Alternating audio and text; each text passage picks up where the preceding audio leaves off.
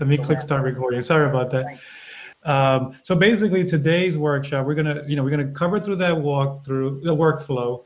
I prepared a step-by-step tutorial, and I'm gonna share the link with you all, and I'm gonna put it in the chat. Let me copy the link, and I'm going to post it in the chat room so you all can have this. If you need additional help as you're going through the workflow or the steps on creating your video. I also want to mention that we have two great resources. The first one I'll mention is Patricia. Patricia's great because she actually teaches speech she teaches at FIT. So if you ever need, Patricia, I'm putting you out there now, so I don't know, but you have Patricia, who's also teaches speech, and we also have the speaking and writing studio at FIT. They're an awesome resource that I didn't know that we had. I only found out I was supposed to do a presentation at a conference at SUNY, and I didn't realize we had this resource. I would have loved to go to Steve or Sarah or Brian, these wonderful people at the writing studio, and they will help you if you need help going over your slides, or if you need help getting in front of your camera. If you're camera shy or any of those things, they're a wonderful resource that you can go to, and they will be happy to help you with any of those. So I just wanted to mention that before we start. And then the last thing I want to mention is the Spark page. So I've been updating the Spark page for the Video Maker series, and I'm also going to put the link on the chat now so that you all can have that. Let me copy the link. Here we go.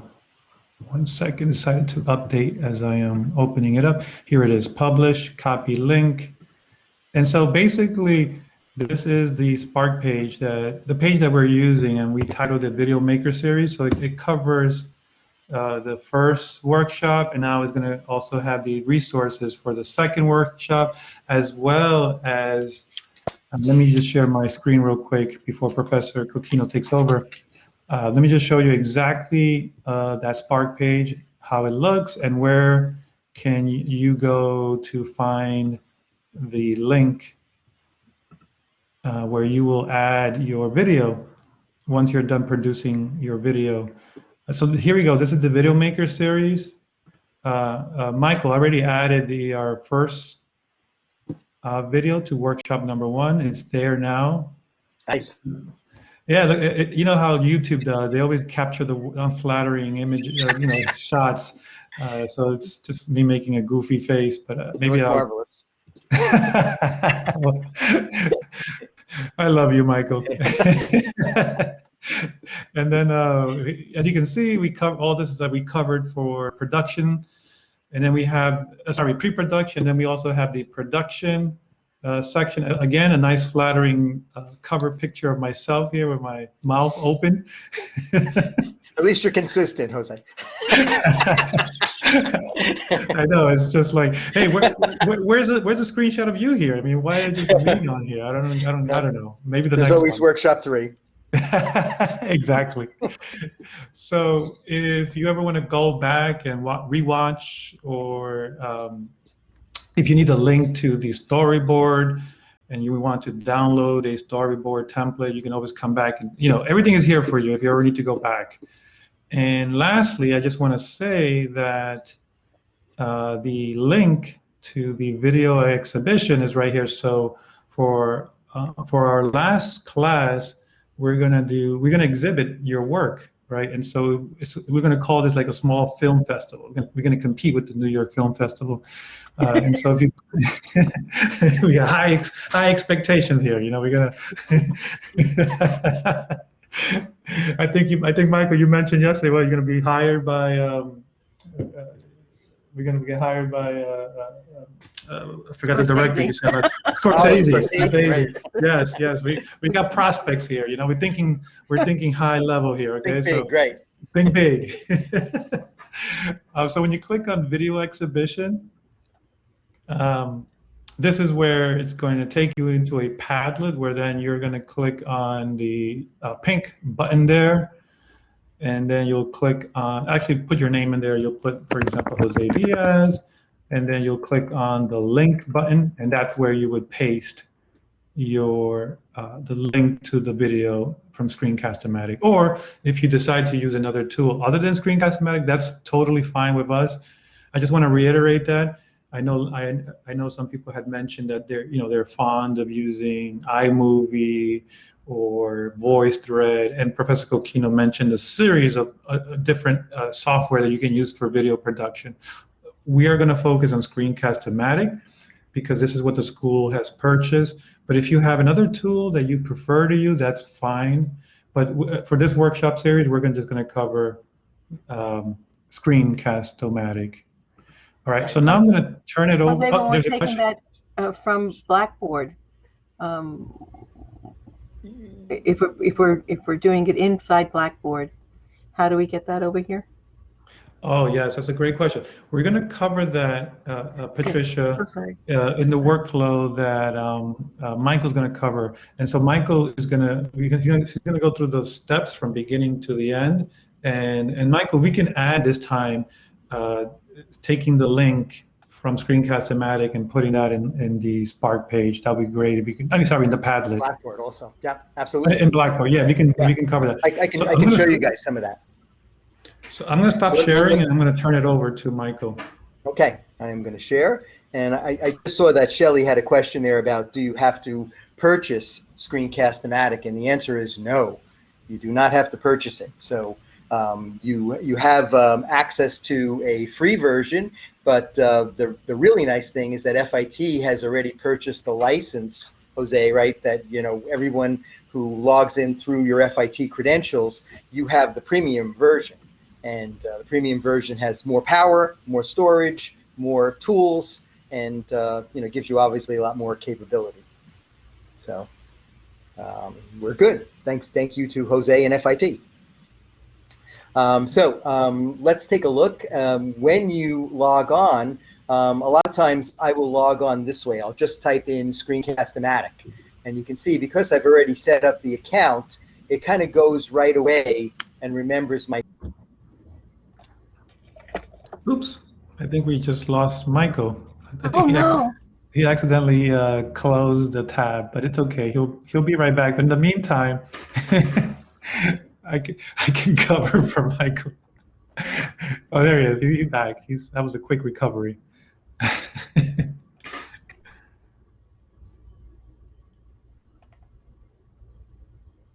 And that has happened to me before, where you accidentally click on the little X on the tab at the top, and it'll close your Collaborate or Google Meet or whatever it is that you're using. But if he doesn't come back, I can actually cover for him. But let's give him a few minutes.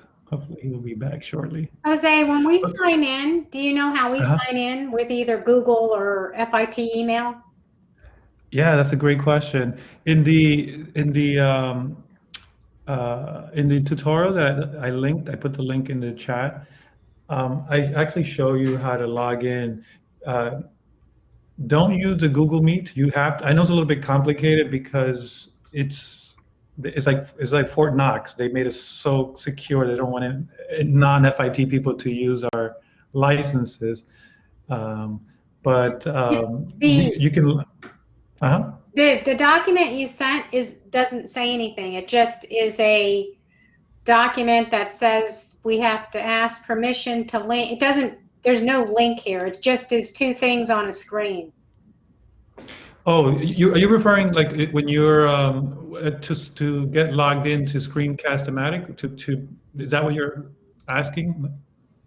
That's what I'm asking, but the document you send, the Google document that has the link, doesn't tell us anything. It's just a document that has two things written on it. Okay, yeah, no, I see. So one way to do it, let me share my screen until Michael comes back, and then so I can show you how I go in. And I like to go in through Blackboard, And so if I go to, can everyone see my screen? Yes. Okay, perfect. So you see I go into the content area, and then I just go to build content. And right at the bottom, you're going to see Screencast-O-Matic right here. And so this approach I like because if I'm working on a course and I'm in the course through Blackboard and I have it open and I say, well, you know, I need a video for Unit 1, right? So then I go to Screencast-O-Matic and I go to Unit 1 specifically, and I'll call this Unit 1 lecture video, right? This is one way to do it. I'll show you the other way, which the way Michael was going is a different way. So then I go ahead and give it a title, and then I click submit. And like everything else in Blackboard, it goes to the bottom. That's the way Blackboard works. It just drops everything at the bottom. And so there's Unit 1 lecture video, right? And so the Screencast-O-Matic logo is a blue, like a Target logo in blue. And then, Shelly, the next step is then to click on the title of that video that we called Unit 1 lecture video. So I'm going to go ahead and click on that. Then what happens next is Screencast-O-Matic opens within your Blackboard, right? And so now from here, you have two choices. You can go with a pre-made video that you've done in the past. As you can see, this is my library of videos that I've done already using Screencast-O-Matic. But if you want to make a new video, a new recording, and you don't want to use a pre-made video from your library, all you do is you go up here to the top, this little camera icon, and then you click on Launch Recorder. When you click on the Launch Recorder button, then it's going to launch Screencast-O-Matic from your computer. Now, if you don't have Screencast-O-Matic installed on your computer, it won't launch. It would just basically install Screencast-O-Matic for you on your computer. And now this is the interface of Screencast-O-Matic right here. Let me just take a quick look at the chat because I'm hearing questions and I wonder what's happening with Michael. Let me just take a look. Oh, okay. Okay, good. So Shelly, you see how I was able to access Screencast-O-Matic directly from Blackboard? Yes. So that's one way. That's one way to do it. And I like doing it this way if you are working in the course and the videos that you're making or the videos that you have in your Envision, right? If it's an announcement or an introduction video or a reviewing the syllabus or a course overview or a lecture presentation, and you want to be in the course within the Blackboard system, then I think this is the best approach to access Screencast-O-Matic directly in the course that you're producing the videos for, right? So from here, the next question that you have, or the next question that's presented to you is, which of the three should I choose? Am I recording a screen capture? And this will work best for, let's say, if you're teaching Photoshop or if you're teaching Excel and you need to record your screen, or more common would be recording your slides, right? If you're narrating over your slides, this would be the option for you, screen capture. Now, let's say you're doing an introduction video and you want your students to see who you are as a professor. It might be better to go with a talking head video. And a talking head video is the second option, which is a webcam. And for those of you who don't understand what it means by a webcam, a webcam is the camera that is connected to your laptop, right? So that's what a webcam, this is what it's referring to, is the little camera that's connected to your computer, whether it's an internal webcam or an external webcam that's connected to your computer. And by a talking head video, what we're referring to is a video that's from the top of your head to your shoulder, and that's referred to as a talking head. Now, if you're looking to do a video that incorporates both screen capture and a talking head, then you can do both. And that's basically what I have here. As you can see in the bottom right-hand corner, that's my talking head video right here. And then I'm recording whatever is on my screen. So the students are going to be able to see whatever it is that you're recording on your screen, as well as your little talking head video at the bottom right. This is a little bit more an advanced feature, but I highly recommend it because, as you all know, teaching in front of a class, it's very important for students to read your body language. And Professor Patricia, you know how that is, very important, right? As you're trying to present ideas to your class, something that could be missing is if they need to see you as you're explaining something, it might be nice then to have your little talking head video on the bottom right as you're presenting something on the screen. Excuse me, Jose. Hi, Jose. Yes. Hi, Jose. Hey, Lamar. Hi, how you doing? I have a quick. Yes, good. While you're on this topic of webcam versus screen, can you tell me how does it work?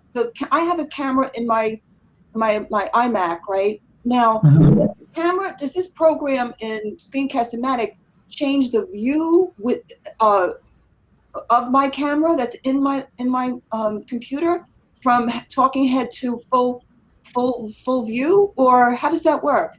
Is this something that a toggle within only Screencast-O-Matic, or can I do that in other programs as well? Yeah, it's very similar in other programs like iMovie and other tools. Basically, what's happening is when you toggle from a webcam to the screen, you basically are going to turn off your webcam because you're not going to be recording yourself if you're going with the screen capture. Oh.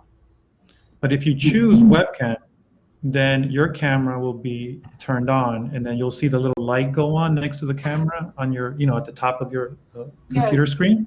Yes. But you also have you bring up a great point, Eleanor, and that was the next thing I was going to cover.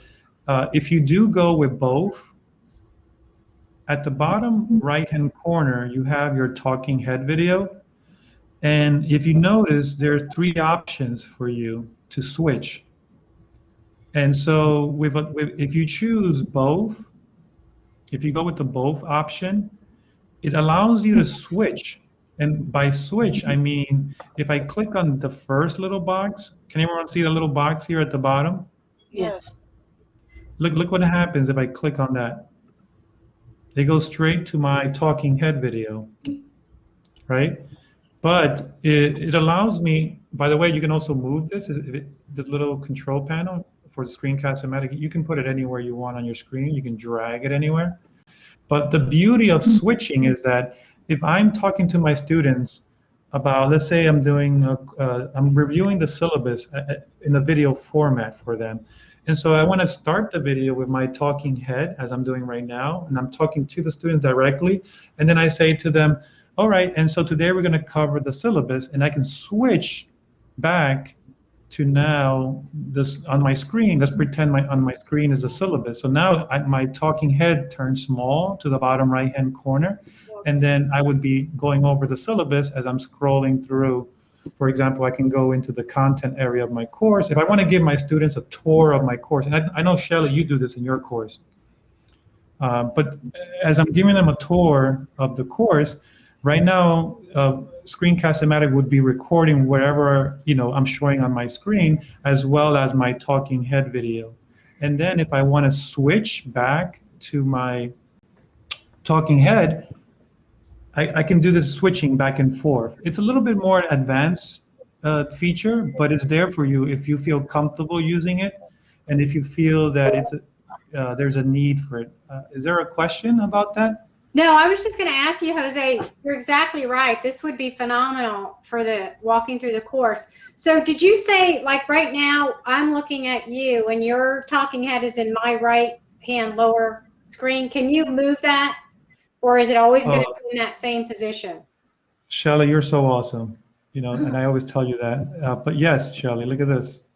That's awesome. I can move it. If, for example, there is something I want to point to at the bottom right-hand corner, and if my little talking head is covering it, and I say, oh, wait a second, I'm blocking my, whatever it is that I want to show to the students, I can just left click on your computer and hold the left click and then drag your talking head to any of the corners on the screen. So left click on a PC, but on a Mac it would be what, Jose? And the Mac would be the same. And the Mac would be a left click. I'm on a Mac right now, Okay. so I'm actually on the MacBook Pro, so I'm on a trackpad. So on the trackpad, I'm just going to left click and hold. And on the trackpad with my other finger, I'm just dragging it anywhere to, wherever it is that you want to put your talking head. So now I have a floating head. It's no longer a talking head. So Jose, I kind of misunderstood. I was talking about, I understand what you're saying now, but I thought that the view and the view of what the camera is picking up was different. But no, it's rather the screen is what's on it's like your material is what you're presenting, and the talking head is you know, a picture of you. Exactly. Right. So yes, that's a good point, Eleanor. To make it clear, the talking head is it's you, right, from the top of your head to your shoulders, and then the screen capture is then your PowerPoint slides or your syllabus or the tour of your course on Blackboard. Yes, but I was thinking, and this goes back to my question last week, which is I would like to later on maybe find out how to manipulate what the students actually see when they see my talking head, because I'm interested in backgrounds and the view, the projection of what I look like on the on the camera. So maybe at some point go over that. Yeah. That's a great point, Eleanor. Yes, we are going to cover that today, because what I'm going to show you is we're going to record a video, and we're going to go through the steps or the workflow. We like to call this the workflow of many different workflows, many different ways to do something. I'm going to show you one way and then possibly a second way. And by the way, I will stay. I will stay another hour today for those who have more questions. I will be on till 2 o'clock, 11 to 12, and then 1 to 2. Yes, 12 to 1. Sorry, 12 to 1. For any other questions, I hear a ping. Anybody else has another question before I progress? Yeah. This is Jean. Can you? I opened up another link to try to find Screencast-O-Matic through Blackboard. Can you show us that again? Sure. And so you can go to the course that you're in. Oh, in this case, I'm in my sandbox. Right. And then make sure you have that to go you're in to a course that you're teaching. So you have to go to a course. Yes, that's one way. I'll show you the second way in a moment, but I'm going to show you first the Blackboard way. Okay. Because again, you doing it through the Blackboard, you're already in the course that you're producing the content for. But so you go into the content area of your course. Let's say I want to go into week 1 and I want to produce a video for week 1, unit 1. So I go into unit 1, and you see it's empty. Unit 1 is empty right now. Oh, okay. So I go to build content, and then if you scroll down almost to the bottom, you'll see Screencast-O-Matic. Oh, okay. Yeah, and then you click on Screencast-O-Matic, and you have to give it a title, right? And so we'll call this Week 1 Lecture Video, right? And you click Submit, and that's what creates an empty, I like to call it an empty shell, because if I click on it, there's nothing there yet, right? So if I click, so the next step is then to click on that link. But nothing is there, right? Because I haven't yet linked it to a video or produced a new video, right? Because I can easily select the video that I have pre-recorded from my list of, pre-recorded videos. I can always click, let's say this recording that I did yesterday, and from here I can decide how big I want the, do I want it small, medium, large, or full? Small really works well. And then you have some options here if you want the captions, autoplay, and etc. And then you just click embed the video. And so the video, if I go back to Unit 1, the video's already there, right? So that's how to do it with a pre-made or a pre-recorded video. But if you want, you can go back in there, change the content, and choose either a different video, or you say, well, the material now is outdated, I need to make a new video. So then you just go up here, and then you click Launch Recorder. And since I already have Screencast-O-Matic open, it just says, yeah, it's already open. And so this is how Screencast-O-Matic looks like. It's a little, it's a little piece of software. You barely notice it. And so from here, then you would click the record button, right? So let's say I want to make a new video. But let me get myself ready for the video. So I'm going to do a little course review, an overview of my course. So I'm going to click record. And remember, I'm doing the screen capture as well as the little talking head video on the bottom right. And once I'm ready, I'm in a quiet space. There is no noise. The kids are asleep. I might be in the bathroom. Sometimes I do my best recording in the bathroom because there's no the kids are. Well, singing I can't do. I leave that to my wife. She's a singer. As you, right, Patricia? You're also, as I understand, you're both classical singers. So from here, I would then click record, and here's my countdown. I get 3 seconds to get ready. Welcome, students. Welcome to my course. A brief overview of this course. We're going to learn how to do Learning Objective 1, Learning Objective 2. This course is a 4-week course. Just make sure that you do your homework and you come to class, and you will get an A+. So really, my question to you was, could you do it with a link at the navigation menu? Because I have one that's a preview. Can I click on that link and get Screen-O-Matic, or how would I do it? From the link. You mean how to access Screencast-O-Matic? Like I've got one link that just says syllabus, and so supposing I wanted to explain or go through exactly what you just said. I see. So you're saying, right? So you have the syllabus open on your screen, and you just want to speak over as you're, explain to them the syllabus, right? Or do it this way. That's nice too. I think it's user friendly if they see the face. Sorry. Yeah, that's a great point, Patricia. So when we chose screen or both, you're recording whatever is on your screen.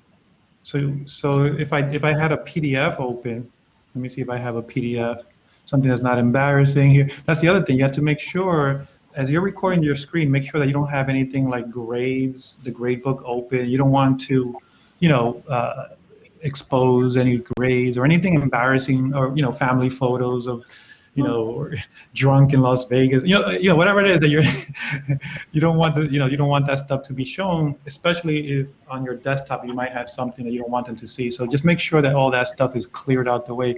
But Patricia, let me see if I have a PDF. It'll work the same way. So I would just open. I'm not sure what this is, but yeah, this is a feature. You see what I mean? Like Jose, on the left navigation menu, if you scroll down, you've got course. Oh, it just went away. Sorry. Course. You have course calendar, or you have course schedule. So right. if you go into that, right. And now, if I want to review this for the students. Okay, so then I can just scroll down and just talk to each piece on there. So exactly. It works the same as if we're going into content and going into each unit. Exactly. Anywhere you can post content, you can insert a video. I think is that what you're asking, Patricia? Like anywhere in Blackboard where you can actually add content, you could add your Screencast-O-Matic video there. Does that make sense? What I was asking is like on my left navigation menu, I've got a link there that says syllabus. If I click that link, now you see the syllabus. And so if I want to just talk them through every point in the syllabus, so that they don't Okay. have to read it; they can just see it. Right. So that will work too. Exactly. It will. So, Michael, you want to take over? Because I was. Yeah, sorry, I don't know what happened there. I was making this long spiel, and then I realized I was off air. So can you let me know when did I go off air? What was I say? Did I say anything about the? I don't want to reiterate. You were in the process. Yeah, you were in the process of opening Screencast-O-Matic and then showing them from, recording from there. I know what I did. Now I know what I did. I opened Screencast-O-Matic on the Blackboard tab. So that's what happened. Yep. Basically, you guys lost everything. I'm so sorry. Excuse me. This happens. This has happened to me actually in a Blackboard class before, where I was doing a lecture and I realized I was off air, and students were emailing that I didn't know. So it can be embarrassing. It's okay. It's something that you want to be conscious of, because like when I look at all my Chrome tabs here, one of them is this Blackboard Collaborate link. So you got to make sure that you're not, closing that during a live session. So I'm so sorry, but let me see if I can go back and make up for lost time here. So let me share my screen again, and hopefully I will not screw it up this time. Okay, so you guys are seeing my screen now, and what I'm going to do is go to my Screencast-O-Matic. So what I was saying is, once you log on to Screencast-O-Matic the first time, let's say I'm on another tab here. Here's just like a new, blank Google tab. As soon as I start typing S, it knows, because I go here a lot, that it's Screencast-O-Matic. So when I go and click on that, it takes me right away to my Screencast-O-Matic splash page. So on that splash page, I have all of my videos that I've uploaded to Screencast-O-Matic. And Michael, how did you get here? What I did is I just typed in Screencast-O-Matic, and because from where? It knows me from the history, I just typed it right into the search in the search bar here, the URL. Actually all I did was type an S, and it already knew that I wanted to go there. So that's what I'm saying. Once you start using it, it'll probably be something that'll be in your toolkit right away, and you'll be able to access it very, very easy. Once you're there, you can see all. Yes. Sorry, I think just to take a step back, if we're new to Screencast-O-Matic, Screencast-O-Matic, and we need to sign in, and FIT has an account, when we first go to sign in to the web, do you know how we sign in with our FIT account? Do we go through Google? Do we go through? Jose, you want to take that one? Shelly, yes, you can log in through your FIT email address. It will be the same login that you have for Blackboard. If you decide to go in this way, how Michael went in. Yeah, it's just not working. It's saying it doesn't know me. So maybe we have to sign in from Google. Let me try this. I'm going to the browser. I signed in this morning through Google. I'm just going in through another I just did it. I just did it through the Blackboard, and then it sent me an email to Gmail. I signed in, but my question is, it opened me up in a separate Screen-O-Matic account to do content, not within Blackboard. Is that okay? Yes, that's okay. Yeah, so the answer is sign in through Google, and it connects your FIT account. I just did it at work. Thank you. Okay, perfect. Thank you, Shelley. Yeah, see, I'm logging in here through another browser, so it doesn't remember me, and it says I have this sign in through Google. So let's see what happens if I do that, and then there's my FIT sign in. I've got to go through this whole thing, but it should be fine when you get to this point. Oh, it doesn't like that password. Sorry, let me try. And as Michael's doing that, like we said, there's multiple ways to get in through Screencast-O-Matic. This is a different way. You can go in through Blackboard, but you can also go this way through Screencast-O-Matic.com. So it's good. I'm in, and it does remember you, which is the idea is once you log in once, you should be fine. You won't have to log in the same way. It'll remember you after that. So now that we're here, I did point out when I wasn't talking to you guys, when I was talking to myself, that can also upload videos that you create with your iPhone, or maybe videos you already have archived, and you can store those videos here too, so you can use those as assets when you're creating new videos. So I have, lots of videos here, and I could do like a compilation reel in the edit where, I choose a little bit of this video, a little bit of that video, and kind of, mix things up. So, it's kind of like a great way to archive your work, and obviously it's password protected, so it's, your private work, no one else can access it unless you want them to. So you can do a screenshot. I'm not going to talk much about that. I already wasted too much time. So a screenshot, though, is just a still image of your screen where you want to point something out. You can then use it in a PowerPoint presentation, or maybe even in a video. What we're really concerned about is the screen recorder here. So let's click on that, and it'll launch the recorder. And let's see what that looks like when it does it. It should appear in a second. Sometimes it takes a moment. There are some other little troubleshooting things, like sometimes maybe it's in the background and you don't see it, so you might have to just close up. See, when I close that tab, there it is. So here's the actual recorder here, and you have 3 different ways to record. One is your screen. So obviously here is my screen. Let me pick up a different screen here. I'll look at a Google Sheet. Okay, so you may be, doing a spreadsheet, showing your students some Google Analytics or whatever. You can also do your webcam, and that would be you full screen, or you could do both. And I like doing both because, while you're showing them the somewhat boring, formulas here, at least you're on screen, trying to engage them a little bit more with your expression and your gesturing. You have to learn this kind of thing. So the other thing you can do is move this around too, so you can kind of position it in an inconspicuous place, or maybe a conspicuous place if you want to be right next to the formula, kind of looking at it like, oh yeah, here's what you have the formula. Right? I like that, Michael. Those interesting little interactions like that. So you can pick any 3, one of these 3 combinations. You also have a time thing here, and again, with the FIT paid account, you guys have no limit, which could be a good thing or a bad thing. But one of the things I was saying before too is that with no limit, you could do something like just record almost, spontaneously, like ad lib, and then pick out the best sections in the edit. So, you know what I mean? You don't have to really be up against the gun like, oh my God, I got to get every word right here. You can do 5 takes and then look at it and say, I like take 4, and just isolate that one in your edit, which we're going to show you next week. Excuse me, Michael? Michael, yes. Hi, it's Eleanor. Hi, Eleanor. How are you? Hi, how are you?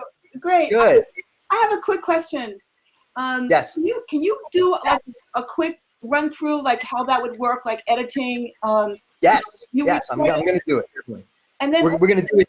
Go ahead, Al. I'm sorry. Yeah, and then also, I have an idea of doing like a live presentation, but maybe have the screen recorded. I don't know if you can mix that up, or is it all recorded? Sure. No, you can absolutely do that. So while maybe you're on a Zoom call, and you want to just record everything, you can have Screencast-O-Matic running in the background. So then this way you can refer to that and edit something out of it later. So you definitely have that capability. You are recording your entire screen. The one thing I would maybe do, if you're using another program that's actually using your webcam, you might have an issue. I have to kind of experiment with that. I don't know if 2 programs can access the webcam at the same time. Real quick on that, Michael, just to chime in on that, Screencast-O-Matic integrates into your Zoom account if you do have a Zoom account. So if you are using Zoom, Screencast-O-Matic will take your Zoom recording and bring it in automatically into Screencast-O-Matic. Like magic, and then you can edit it in Screencast-O-Matic and really kind of fine tune it. After the time, you have your size settings. So I usually go for full screen, but you can go for lower resolutions here. This is 480 pixels and 720 pixels. They are smaller file sizes. They might be better if you wanted to, say, send this as an email. You could do a 480p, and you know how sometimes when you send a large file, especially with our FIT email account, it'll tell you this is too large. But typically I'll make a Google Drive link or something like that, or just send them a link where it's post it on YouTube or Screencast-O-Matic and it's fine. I'd rather give them better quality than to compress it too much. So I go with the full screen.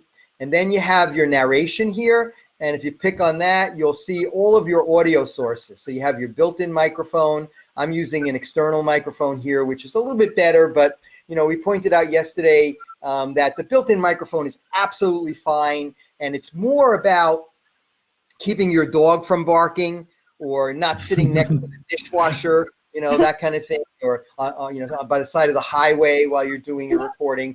You want to have a quiet space that you can control for the most part, and be relatively close to your microphone. If you get too close, you may get strange sounds. Some people make mouth noises and things like that. You got to be careful of. And if you're really close to the mic, those are accentuated. But I would say a good distance is about a 1.5 feet away from your mic, something like that. And sometimes if you want to really iterate a point, you can actually get a little closer, and it'll accentuate the bass of your voice, so it might kind of point out an important passage to your students or something like that. The next thing is the computer audio. If you're using a program or demonstrating something like Audition or GarageBand, where you're really dependent on letting them hear the sound, with the computer audio, they can hear that, and that is only available in the paid account. So again, thank you, Jose and FIT, for that. So you can decide to include that if you wanted to, and they'll hear all the bumps and bells and whistles that are in the background. Then you have your preferences. A lot of them are self-explanatory. You can do things like set a key to pause, so you can stop and start your recording. You can switch from a screenshot to a webcam shot, so you actually become a little bit of a TV producer, cutting back and forth and letting students focus on the most important thing. So you don't want them looking at a static screen. Maybe you've just got a static screen up there and you're just talking about something for a while. You're better off being on screen then, instead of just having a static screen, where they're going to be, lulled to sleep. The countdown I like because it gives you the timing, kind of the pace and the kind of preview where you're ready to start recording. It'll go 3, 2, 1, go, and then it's time to start. The control bar, where that record button is going to be, you can put it on the bottom or the top. Webcam preview, you can hide it. Maybe you don't want to see yourself while you're recording because you might be distracted or you're a little self-conscious, so but you can actually hide it. I like obviously seeing myself there. So and the other ones are pretty self-explanatory. I'm just going to skip out of this so we can actually get started with a recording here. So I'm going to set it up for webcam, and here I am. So what I want to think about when I start my recording, and we talked a little bit about some of this stuff last week, but you can certainly review that video, and but just some of the basic things are your composition. So be careful what you're showing them in the composition. So you want to have the right kind of angle. Things like this could be really distracting. You're looking at my microphone and I've got like lots of negative space here. So I want to probably position my eyes on the upper third of the screen, which will give me a good screen weight and make me seem like I know what I'm talking about, right? Give me a good kind of formidable, authoritative kind of look. Whereas if I make myself look small, who's going to listen to this guy? He looks like a little kid or whatever. So once you've got that frame, you may want to check a look at your lighting, because I'm just playing around with my light here, thinking about that. Obviously, my background is a little busy. I could probably have something a little more neutral back there. And I know my sound is decent because I see my visual sound monitor over here telling me that I'm in the green. And I want to be in the green. If I get in the red too much, that might be distorted. So this is a good level here. And I think we're ready to go. So I look at my control bar now, and I see I have my record control. And I'm going to start my recording. And I'm going to actually purposely make a mistake, so I can show you how to make what we call an edit on the fly here. Okay, here we go. Hi, students. Welcome to my little announcement here. I hope the class has been going well for you. I really want to talk to you about the final exam in this class, and I'm going to review for it right now. The final exam is how to count to 10. So let me review for it. 1, 2, 3, 4, Gee, I forgot what comes after 4.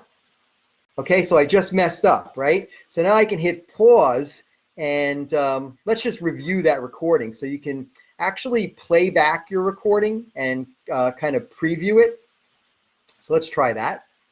Hi, students. Welcome to my little announcement here. I hope the class has been going well for you. I really want to talk to you about the final exam in this class, and I'm going to review for it right now. The final exam is how to count to 10.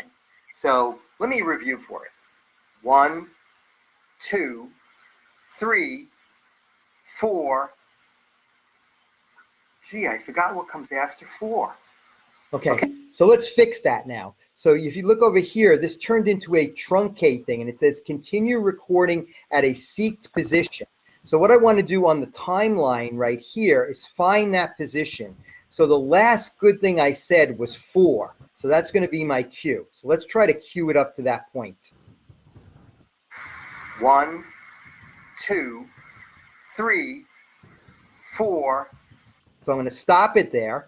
And now with the truncate control, I can actually pick up the recording from that point. So what's going to happen is it's going to then erase all this garbage that I made a mistake and pick it up with hopefully what's going to be good. So let me demo that right now. I'm going to click on the truncate where we're positioned, and I'm going to get another countdown. And the first thing I'm going to say, you guessed it, is 5.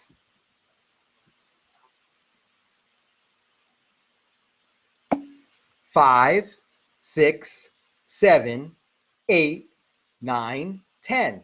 I hope I passed.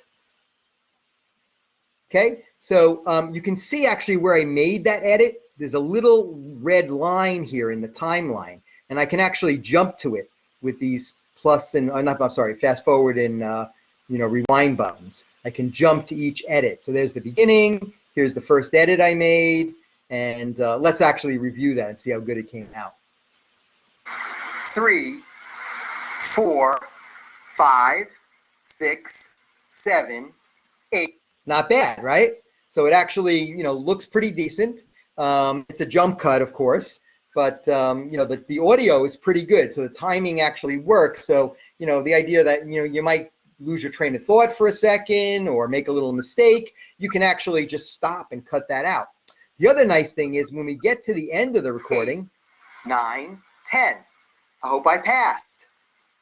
So I'm at the end here, but I can still record more. I can actually look and continue where I left off and add on to this recording. So let's just do that. And now that I've counted to 10, you need to do it too for your final exam. Okay, so now you can see there are 2 red lines. So here's where I made the 4 to 5 edit, and then here's where I made the next one. So actually these edits are called edit on the fly, and in a production environment, a lot of times we'll make these kind of edits so that we don't have to pay an editor later to actually, re-edit the project. So you're actually editing during the production process. Let's review that last edit real quick. 9, 10. I hope I passed.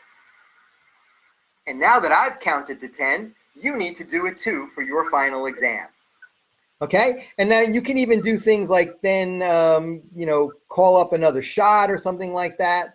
So you can see that there's very, intuitive kind of tools here just by using the simple control bar. There's only, 5 or 6 different buttons on there. So you can really kind of figure out lots of ways to make some basic edits right there. Does anybody have any comments or questions?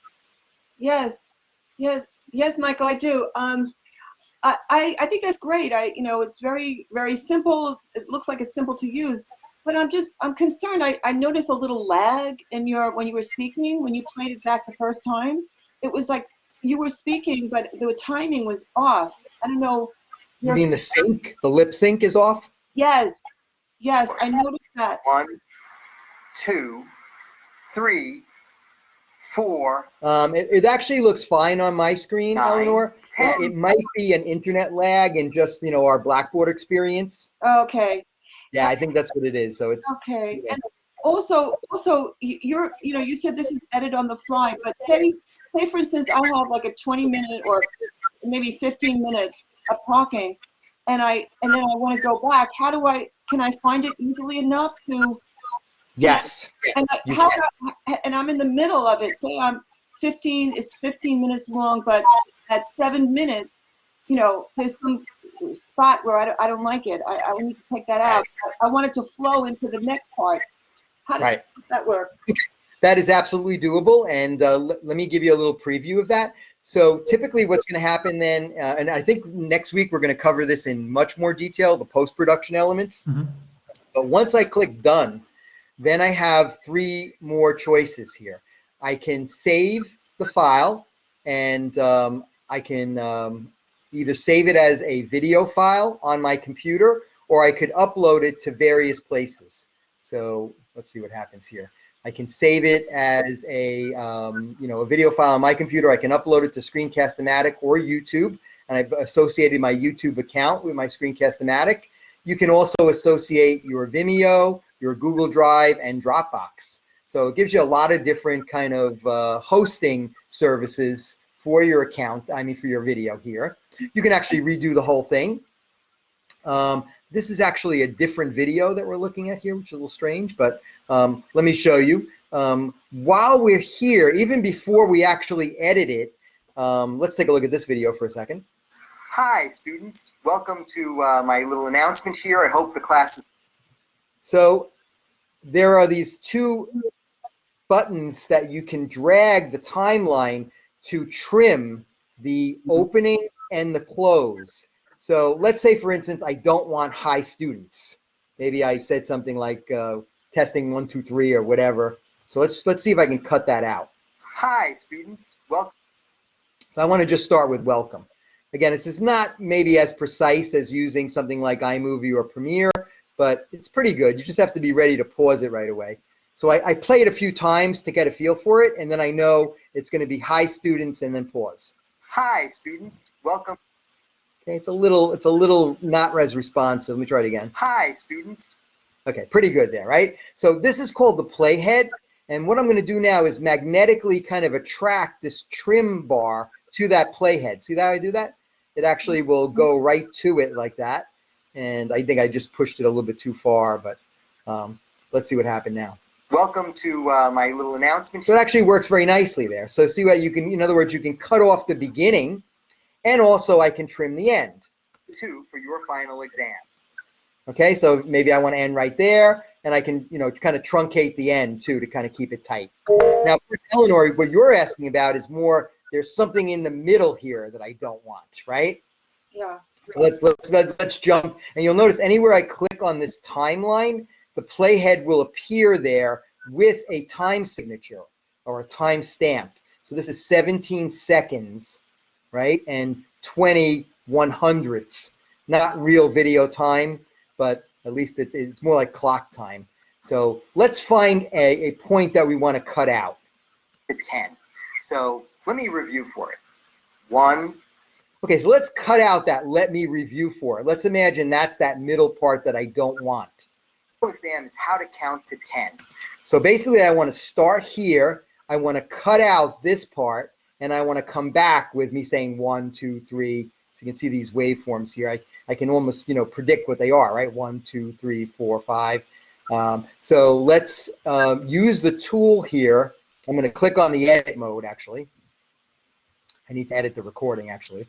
So maybe I need to refine that spot one more time. I may be still there. But... The final exam is how to count to 10.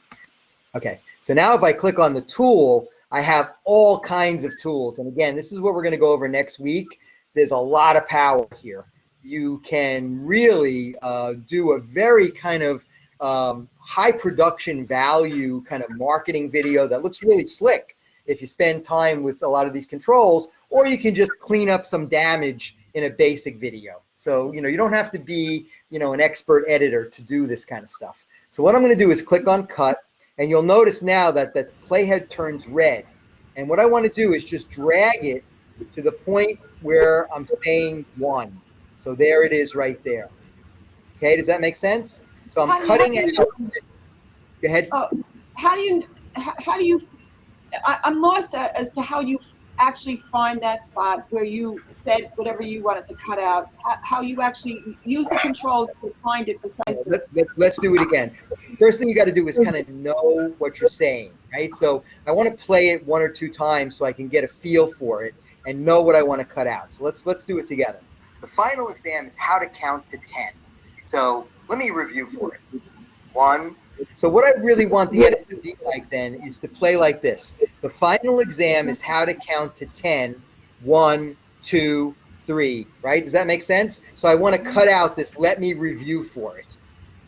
Does that make sense, Eleanor? So what I want to do is I want to cue it up to the last good thing that I said. So it would be 10, right? And then come back in at 1. I want to go out at 10 and come back in at 1. So let me set it up again. Go ahead. You have to associate 10 and 1 with the timing. So you have to note it in your mind. I'm at 0.12 whatever on that graph, and know exactly where 10 and 1 is on the graph. Well, you're right. I can use these numbers if I wanted to put the timeline in there, the time stamps. But what I'm doing actually is I'm looking at the waveform and I'm saying to myself, I know this is good. I know these 2 waves are me saying, let me review for it. So that's what I want to cut out. I know this is the end of the good section, and I know this is me saying 1 over here. So that's where I want to come back in. So that's what I'm using as my guide. Let me do it one more time. The final exam is how to count to 10. So stop right there. I know that that's the in point of the edit. So now I'm going to choose the cut tool. It turns red, and now I'm going to drag it so I can cut out lots of the video here. But I only want to cut out where I'm saying 1, right there. Okay? Now the magic of this too is that you can preview it before you commit to it. So let's preview it. Count to 10. 1. Oh, see how it works? It works actually like a charm, right? So once we see that that sounds good, then you can say okay, and it's going to remove this section. Go ahead. Right. So just summarizing, you use those little graphs to while it's playing. You notice what graphs, what they look like, and you have an idea of what where on that chart you're going to exactly. I'm using the waveform here as a kind of signpost or a landmark in the video, so I can identify where I am, where I want to go, what I want to cut to or cut out. So let's commit to the edit and watch what happens. You'll notice the total time here is 36 seconds. I'm going to cut out about approximately 3 seconds. Let's see what happens. See, now the total time went to 33 seconds. So it cut out that part, and let's play it. Is how to count to 10. 1, 2. Actually, it looks great, right? Came out really nice. Yeah. Let's say it didn't come out right. There is a undo button here. So, they've got everything covered for you. You can't make a mistake in this program. If I click undo, then, I've got that let me review for it back there again. So let me review for it. See? So, and I can redo it. Oh, right there, undo at the top. Yeah, up here at the top. Yeah. See, and it's auto-saving everything for you as you go. Remember, this is saving on the web, so you're communicating with the Screencast-O-Matic server as you're doing this stuff, and it's working with your computer actually. Okay, so we made that cut, and it actually worked fairly nicely. Give me another thing that you maybe want to see how to do, and we can try it. Or like I said, most of this stuff we're going to cover next week. So I think go ahead. Mike, I just have a quick question. So that editing toolbar, that play timeline here, is that always there while you're recording in the webcam? No, it's not there while you're recording, but it is there when you are done recording. Once you finish the recording, then you'll see. You notice now I only have the waveform here, but I don't have the edit tools. I can only trim the beginning and the end once I finish the recording. But what I want to do is click on this. Yes. Edit this recording. Got it. And again, this is only available in the Thank You FIT and Jose premium version. So once you click on this, you can then edit the recording. Now that takes you to the more kind of robust timeline, and also the much larger tool set that will give you a lot more control over really kind of shaping and fine-tuning your video in such a way that you are making it more engaging and also more effective as a kind of, instructional tool for your students. Especially, the pace is one thing, obviously, and they're looking for a lot of things like adding titles or maybe having a picture-in-picture kind of thing going on, where it just, it looks a little bit more kind of YouTube-esque or, even commercial looking. So, it just makes it a little more attractive. You can do things like add in sound, for instance. Maybe I want to add a little musical opening. Okay, so they give you all kinds of free music here that works pretty well. You don't have to worry about rights or anything like that. You can add music. You can add all kinds of overlays. You can add your own music. You can add your own pictures, whatever. So there's all kinds of things that you can do here. And again, like I said, we're going to cover most of that next week. I think the thing about this week is getting you guys ready to just make that first recording. So, you have something then that you can play with next week and actually start to trim down and shape up and start to, add to in the editing lessons. Michael, I'm sorry. If we're a little bit shaky still, is there a place we can go and do tutorials on this program? Yes, absolutely. In fact, they have a fairly, well archived tutorial. Let me see if I can show you. I'm just going to close out of this for a second and hopefully not cut us off. Let me just get my bearings here because I have lots of windows open and I don't want to cut you guys off like I did last time. So if you go to Screencast-O-Matic, click on this. And if you go to resources, here you go. You have watch our tutorials. And they've got everything there, actually. But, you don't want to put Jose and I out of business. But, the idea is that this is really a great, resource, too. And there's lots of, again, you'll notice they're very atomized, too. They'll give you just a 2-minute video on the screen editor, a 2-minute video on, using, different kind of apps. And there's lots of them here. So you can see in editing, look at this. All of these are laid out already. So everything is there. So, once you get started and, like I was saying, in the beginning, you're not going to need all these things. But later on, when you start making videos, you'll be like, hey, gee, maybe I want to add arrows to show students exactly where to go in the menu. And yeah, you can certainly, look at that. And yeah, like I said, they have a pretty good, YouTube page too, where you can subscribe and see some more of their kind of how-to videos. So but it is pretty well archived and resourced. Michael, can you just go over quickly? That was a great question before. 2 great questions. But I just, it was great that the answers were very good too. I mean, now I know where to go for resources. But the other question was the difference between fully editing and just the basics. Can you just go over that again, real quick? Yeah. Yeah, Okay. absolutely. I mean, the idea is that you can edit in the production environment. So let's make another video. Okay. Okay, so here we are, and let's see if I can do. I'm going to try to do a little bit of a special effect here. Getting a. So I'm going to start recording. And hi and welcome. I want to show you this new product. So I put my hand out like this, and then I pause it. And let's truncate that recording now.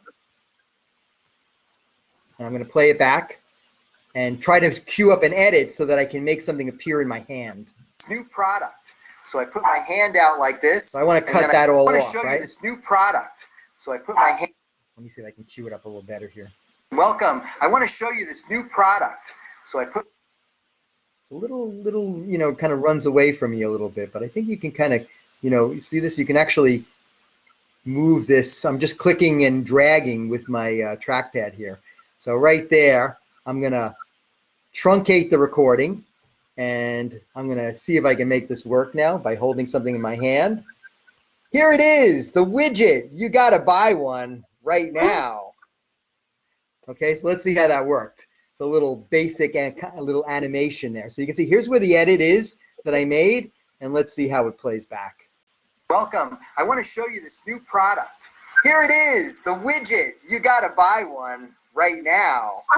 See, so, I mean, you know, even just like kind of just, you know, on the fly, you know, kind of throwing it up, it looks halfway decent. Now, obviously, if I was doing this in a real marketing video, I might have, you know, someone measuring and registering and making sure that everything was in the right spot, and, you know, so it would look like it was, you know, very clean, the edit. But, and I think, you know, for a teaching video, you don't have to go that far. I think students might even, you know, enjoy the little bit of humor in this, you know, kind of what I would call a candid editing style. It doesn't have to be perfect.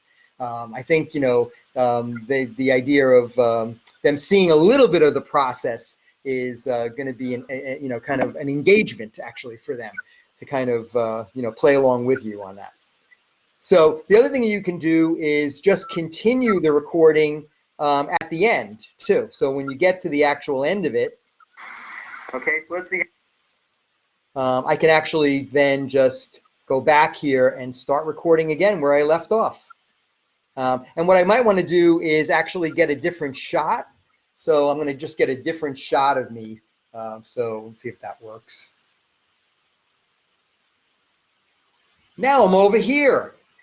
And so the idea about getting that different shot is so that it doesn't look like a jump cut from one to the other. So when you do stop, this might not be the easiest way to do it, but the idea is that if you go from one composition to another, it doesn't look like a jump cut. So let's see how that plays now. One right now. Okay, so let's see. Now I'm over here. And so the idea about getting that different shot is so that it doesn't look like a jump cut from one to the other. So when you do, okay, so now when you click done and you're still in the production environment, you know, you can go to this save or upload or quick share or go right to editing. And remember, if you go to save or upload, see what happens here, you still have another editing feature that's available right in this window, and that is the idea of trimming the beginning of the video and the end of the video. So again, maybe I want to end with me with the widget in my hand. Okay, so let's see. Now I'm over here. So let's cut out the okay. Right now. So we go right there, right? And you'll notice the playhead stays there. So now I can take the end trim and drag it right to that point. And once I then actually, that's it. The video is it's already trimmed, so that, you know, when I save this now, I won't have this part. This part will be cut out. I'll only have the part that's in this trim window. So you have, you know, editing capability during the production, and also right before you save or upload it, you can fine tune the beginning and end, and then you can actually, you know, take it to the next level where you go to edit this recording. And that'll take you to the actual video editing screen, again, where you have much more control. Good? Let me show you one more thing over here. So for accessibility, we want to make sure that students have closed captioning on these videos, and Screencast-O-Matic has thought of that too. So there is a closed captioning tool here, and you can click on it. You can upload actually a file here that you have, a captions file, which you know, you'd have to obviously type a transcription for that, or you can have Screencast-O-Matic recognize your speech. So let's try that. I'm going to click start, and it's running through my video now, and here it is. Welcome to show you this new product here, this widget. I'm going to buy one right now. Okay, let's see them over here. So it looks pretty good, right? And I can actually go in here and edit this. So if one of these captions didn't come out right, I could, you know, highlight and just over type, and you'll see, you know, this gobbledygook at the end there. So once you accept this, then here I am with the captions. Let's play it back. And hi, and welcome. I want to show you this new product. Here it is, the widget. You got to buy one right now. Wow. Michael, So you know, Michael, it's pretty powerful stuff. it is. It is. Can you tell me if you want to upload this to YouTube, can't you? Or can you? I think YouTube can also translate, right? If you want to, once you Yeah. you have to upload to YouTube, and then it can translate the captions. If you're more comfortable with that, you're absolutely fine. And that's the idea of, you know, again, just using the tool that's more appropriate for what you want to accomplish, or the one that you're more comfortable with, and that's absolutely fine. So there's more than one way to kind of, you know, skin the cat here. And, you know, you can kind of have these programs work with each other. I actually was more impressed with Screencast-O-Matic in making less mistakes in interpreting the captions than YouTube. So I had to do more editing, typically in YouTube, correcting stuff. But, you know, again, whatever you're more comfortable with. But does Screencast-O-Matic translate like YouTube can translate? Yeah. Oh, translate to another language? Yeah, that's what I'm talking about. Like, No, it won't do that. I'm actually, let's go back in there and take a look here. It does actually, it does have some other choices. And I haven't really done this much, so, but yeah, I mean, there are other languages there. In Screencast-O-Matic, there's like Spanish? Yeah. There are other, let's try it while we're here. Let me open up another video. Just see if we find something.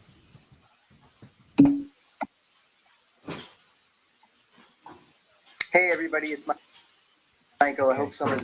I want to edit this video now. Hang on a second here. Going well for. Actually, I think I made a little blunder here. What I want to do is go right here.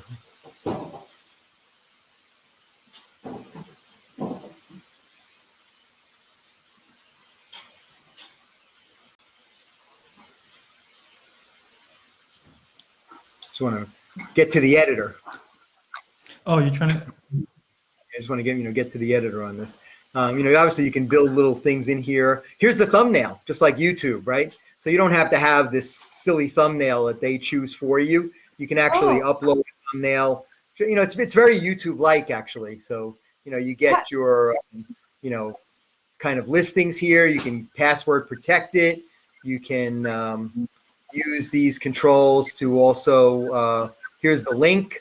You can copy this link very easily and send it to students, or you can use the embed code, which I like, and do things like auto play it in a Blackboard announcement. So as soon as they open the announcement, you can have it play back. So that will work pretty nicely. Let me just see where is that editor hiding? Does Screencast save everything on their website, or will it be saved on Blackboard? It saves it actually on their website when you upload it. You have to, do that last step when you upload it to Screencast-O-Matic. If you don't, let me show you where it saves it. And I think the first time you set it up, you can, tell Screencast-O-Matic where it's going to save on your computer. So I have it in my Documents folder. So I go to my Documents folder here, and here's a Screencast-O-Matic folder, right? So let's open that up. And you'll see the screenshots are here, the recordings are here, and the finished videos are here. So if you were to save it as a video file, see, these are actually MP4s, which are very compatible with other programs and whatever. But the recordings are actually kind of like these proprietary Screencast-O-Matic ones. And you can see there's lots of them here. They are taking up space on my drive. So typically what I do is periodically go in here and just do the laundry. And I'm going to put all these in the trash now. So you can see I only have 6 gigs on my hard drive, which is very dangerous. I have lots of stuff on this machine. So now when I empty the trash, I'll probably retrieve a few gigs. See, I got at least 3 gigs back here. But again, you don't want to play with just a few gigs left, because what happens, I found, is it does not only with Screencast-O-Matic, all programs will run kind of quirky when you only have a little space left. So I have to do some laundry in the future here. Okay. Thank you very much. And you need to actually upload them to Screencast-O-Matic to see them in this spot. Okay, so if you go to My Content, then these are the ones that I've actually uploaded here to Screencast-O-Matic, which became a practice now. This way I know I can delete everything from my local hard drive, and you know, everything is here, so I can always revisit it, re-edit it, download it, whatever. Mm. Good? Yeah. So it's kind of like pretty much as I've been working with it, and I really haven't been working with it that long, just in the past semester or two, but I found that, you know, when I'm sitting there saying to myself, well, I'd really like to be able to do this for my students, you can do it. So, you know, whatever it is that you want to do, you can kind of do. And let me show you some other things here. You know, bear with me. I'll go to my Blackboard course here. So, for instance, like in the announcements, I actually have like these announcements that they're embedded in there. So when students click on the announcement, instead of seeing text, they'll see something like this. Hey everybody, it's Fresco Kinos. So I hope summer's been going well for you and that the course has been going well. Let me know if you need any help. Next week is the last week. Just, you get the idea, right? So you can kind of make much more kind of engaging, you know, instead of sending them a text message, you send them a, you know, a little video link that is actually much more engaging, and you know, it's a little bit more kind of connecting than you know, just reading your email or your announcement. Michael, Good. can I ask a question now? I just so uploading the Screencast-O-Matic videos to the internet, to the cloud, can give you this capability of doing what you just showed us right now, which is a video announcement. And it could also give you the option, which, you know, I'm not going to, it's too much time, right, to go over this, to have it translated. So you, ideally, if you have students who are, you know, limited in English and they're, say, Japanese or Chinese, you can have several videos from the Screencast-O-Matic internet cloud in your announcement in different languages. Yeah, Is that right? I think so. Let's try a real quick one here and just see how it works. So I'm going to make a real short. Yeah, I'm trying it too, because I don't think I think I've done it before, but I can't remember. Hi everyone, and welcome to our class. What language would you like to hear this video in? Okay, so let's go now to done, and we'll go to, actually, all you have to do is go to save or upload, right, to get those captions. So you go there, and here's the captions, and let's try another language. So it doesn't give me a drop down, but I don't know. Let's see what happens. No, I'm sorry, that's not. Oh no, is it at the English bottom? there, which is weird. Yeah, at the bottom where it says speech to text, the little down arrow. Right. Okay, so there we go. Pretty much, we're going global here, right? Oh my goodness! So now you can read Spanish, so let's go with Spanish. And they're really pushing it. U.S. Spanish. U.S. Spanish. Want to go Spain, or let's go Mexico? Let's go with Spanglish. Well, it's U.S. Spanish. Oh no, it doesn't do it. Didn't do it. Well, but obviously the capability is there, so I'm not exactly sure why it didn't do it. And actually, it didn't actually translate this correctly, right? Yeah. We should say that. So yeah, I don't know. I'll look into that. But you know, it's probably more our user interface error, because it looks like the capability is there if you just know how to navigate and manipulate it. Okay. So, any other? Yeah, great questions, Eleanor. Any other? Also, I have another one. Like what you showed us, like, and I never could figure this out in YouTube, but you know, where you showed us where the picture is, you said, oh, you can control what screen capture it picks up from the video. I never knew how to do that. You know. You mean the thumbnail?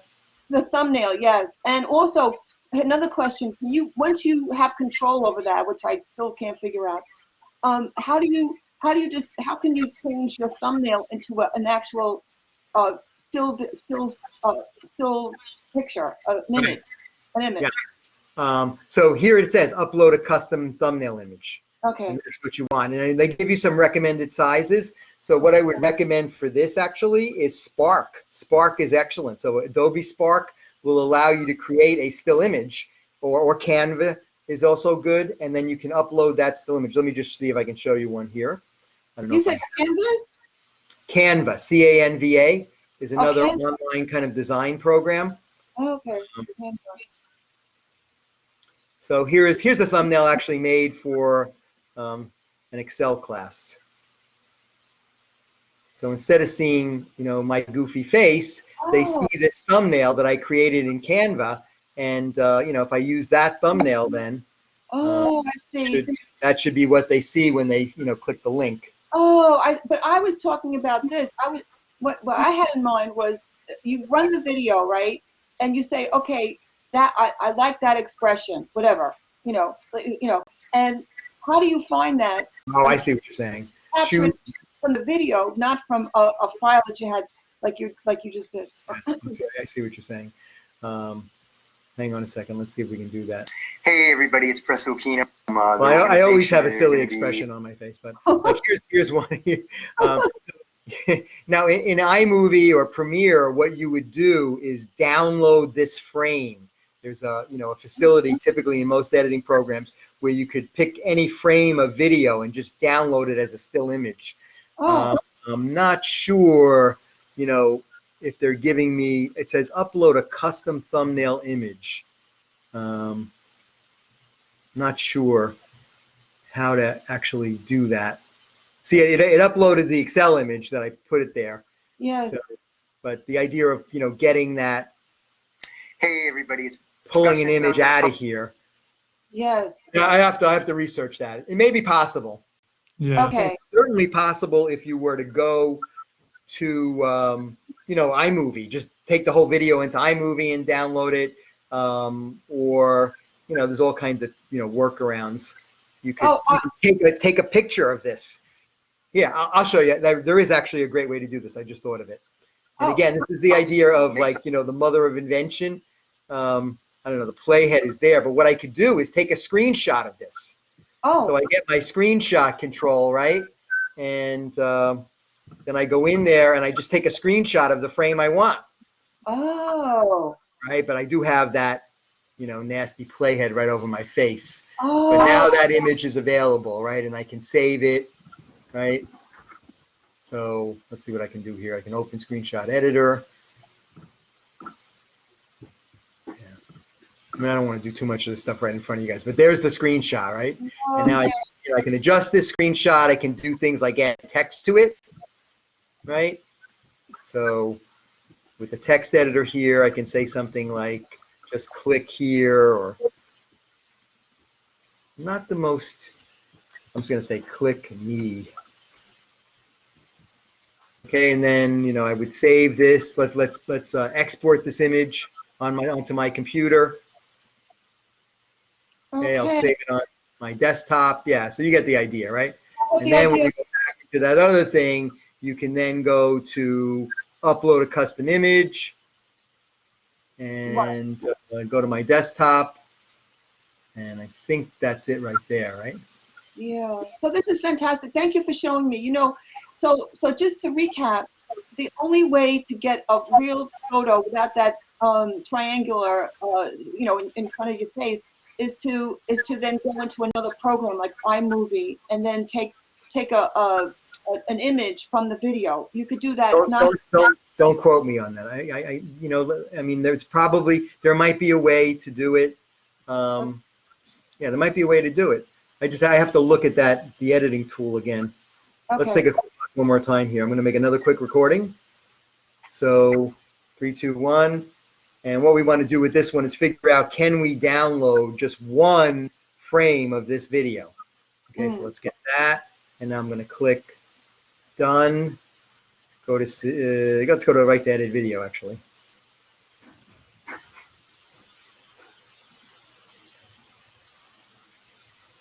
So in this list, let's just see, copy a section of the video. So you can insert it with paste. That's going to be video. Insert. Yeah, I'll have to look at that, but I could probably figure something out, and I'll get back to you, or maybe by next week we can. Yeah, great. Yeah, the only other way I know that you can do it is, remember the screen capture tool? As you have your video open, just use the screen capture tool in Screencast-O-Matic so you can save it to your desktop.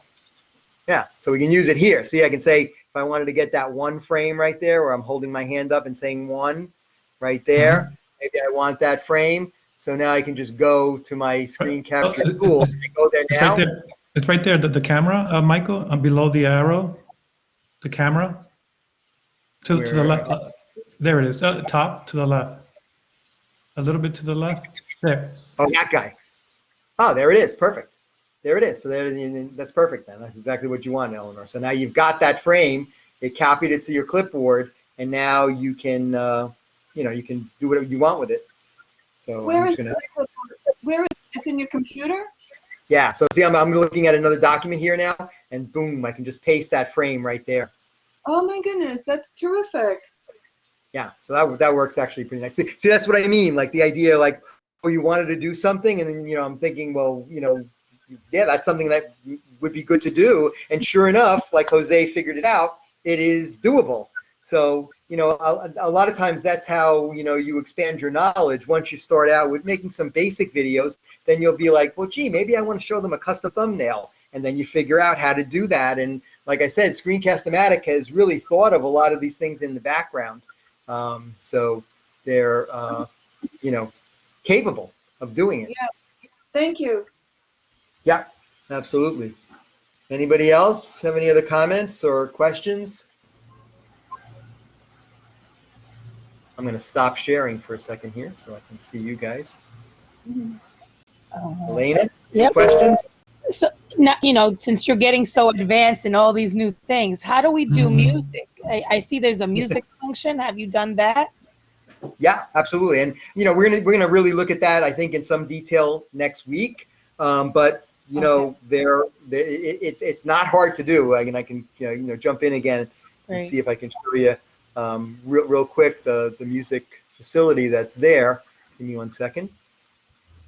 One of the features, as Michael is opening up Screencast-O-Matic, one of the features I love, Eleanor, about the music feature if you add music to your video, it will, and I forget the term, Michael, the technical term for this, and I always forget it.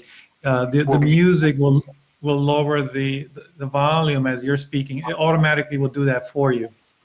Right, so it's called ducking, where it knows like you have narration, so the music will be loud, and then right when you're ready to start talking, the level of the music will go down, but not all the way out. And then when you stop talking, it'll contour back up again. So it's very nice. And obviously you could do this manually, but it kind of does it for you, which is pretty cool. Let's see if I need to just get a new video, I guess, up here. Sorry. I'm going to just, I'm going to know that I'm going to put some music in the beginning of this video, and I might want to have it with titles or something like that. So I'm just going to, I hope you like that music. Okay, so then the idea is like, we're actually getting into the hardcore part of the lecture, so I want the music to be faded out at this point. All right, so let's say done, and then edit the video. Okay, so here's add music. It's right here.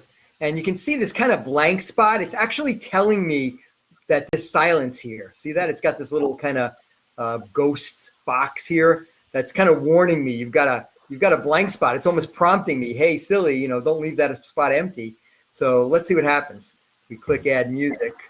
Let's go corporate. And again, you have lots of choices here, and you can get a little preview.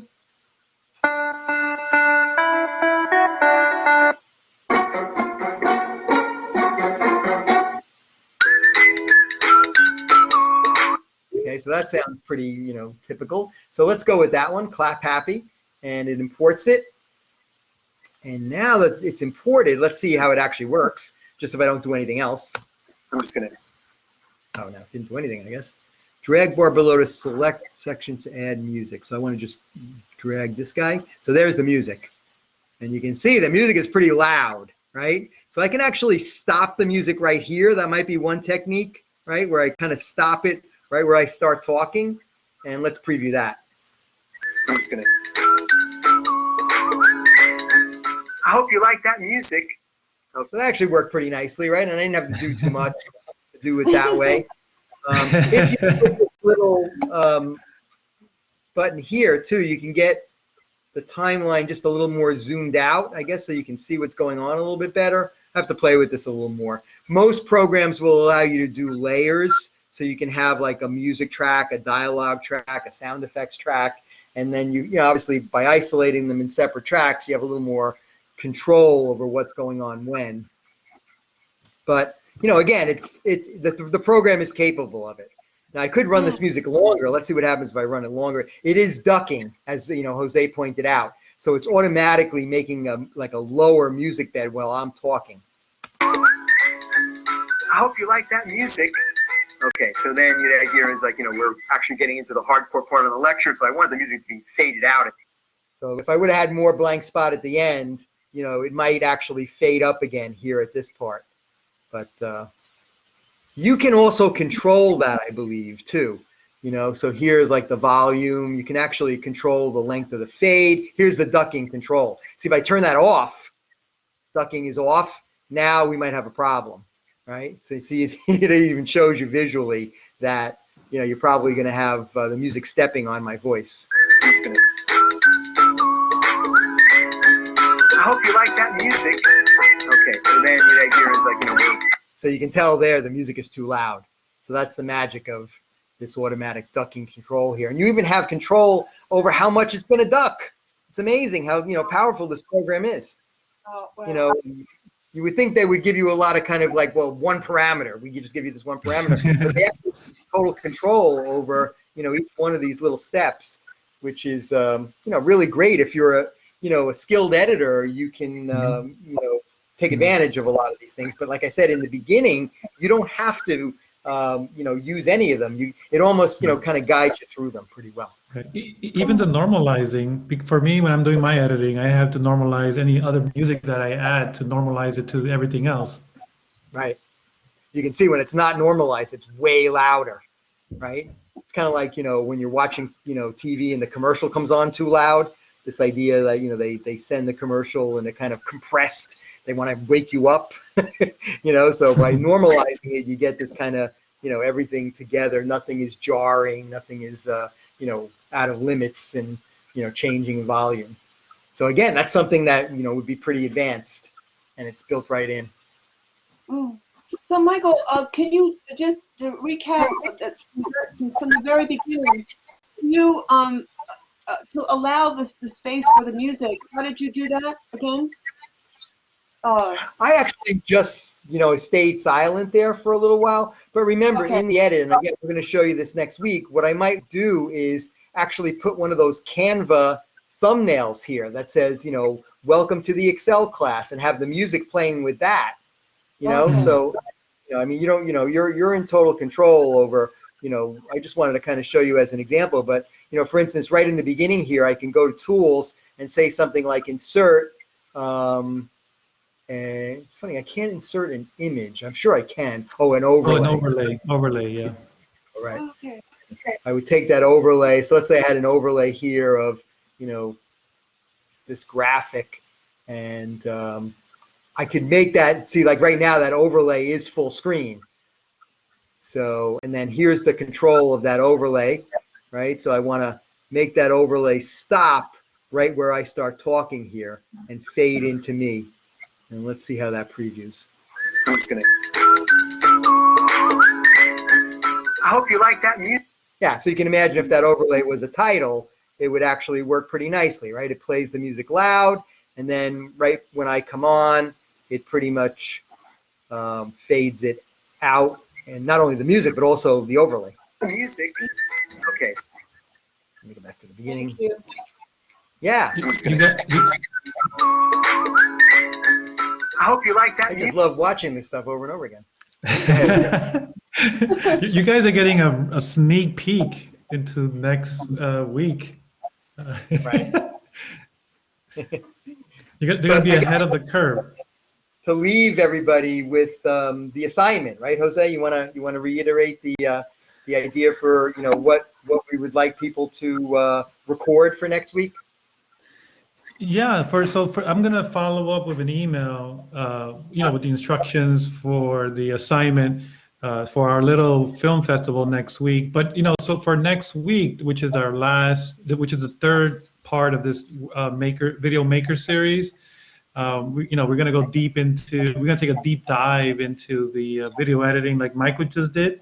We're gonna cover like overlays and just transitions, music, that kind of thing, and then we'll save some time at the end for the faculty to showcase the videos that they've done. It could be anything from a lecture video, a course overview, introduction, or syllabus, if you want to review the syllabus to your class.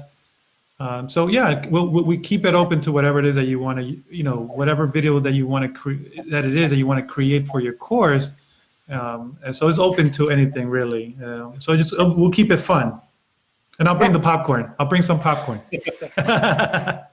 Yeah, I would say, try to do something that you could use. Like if next semester you're going to be teaching a certain course and you have an online element, or you just want to have, something on your Blackboard page, a welcome video I think is really a great way to go. It's something, you can keep relatively casual and, loose. So that would be good. And I want to take some time again to thank Professor Coquinos. I mean, he just gave you guys a crash course into video editing, and he did it, even with some little minor technical difficulties along the way, we recovered and we got, we can go back to the editing room and cut that out. But again, I just really want to thank you, Michael, for taking the time. You're just, I'm out of words. I can't really tell you how much I appreciate you. So just thank you. And the great thing is we got this record. So, I couldn't do it without you, and I really appreciate you facilitating and, welcoming me to work with you on it, and also working with, all of my peers in the faculty is always a pleasure. Yeah, I think the best part is that we have this as a recording so that we can share this with all faculty who are interested in creating their own videos. So I hope this will have a long lifespan and we'll share it with everyone. So thank you again, Michael, for all your, for being so kind with your time. Always my pleasure. So, yeah, you're welcome, and thank you guys. Anybody else have any other closing comments or questions about, what to do next week? No. I guess that's good. I think we did our job. So I'll just follow up with an email. Michael, I got you in the I CC you in that email. I will be sending it out today. Hopefully, I'll have the links to the first video, second video, and then some resources and the link to the Padlet. And if you have any questions, just feel free to reach out to either one of us. We'll be happy to help you all. So thank you again for coming by. Okay, great. Thank you, Jose. Take care, everyone.